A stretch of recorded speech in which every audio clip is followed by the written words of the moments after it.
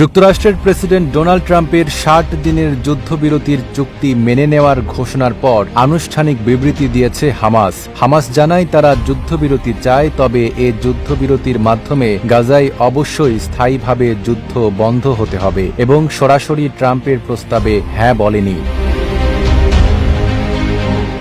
সর্বক্ষেত্রে সৌদি আরবের সঙ্গে সম্পর্ক বাড়াতে আগ্রহ প্রকাশ করেছে ইরান। বুধবার সৌদি পররাষ্ট্রমন্ত্রী প্রিন্স ফয়সাল বিন ফারহানের কাছে চিঠি পাঠান ইরানের পররাষ্ট্রমন্ত্রী আব্বাস আরাকচি। এতে সম্পর্ক বাড়ানোর আগ্রহের কথা জানান তিনি।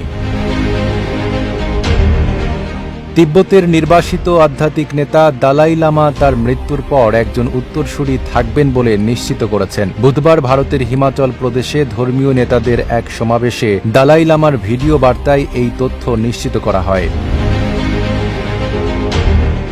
ইউক্রেনের বিরুদ্ধে রাশিয়ার হয়ে যুদ্ধ করতে গত বছর ১০,০০০-এর বেশি সেনা পাঠায় উত্তর কোরিয়া। এ সংখ্যা ৩ গুণ করতে যাচ্ছে দেশটি। তারা নতুন করে রাশিয়ায় আরও ২৫ থেকে ৩০,০০০ সেনা পাঠাবে।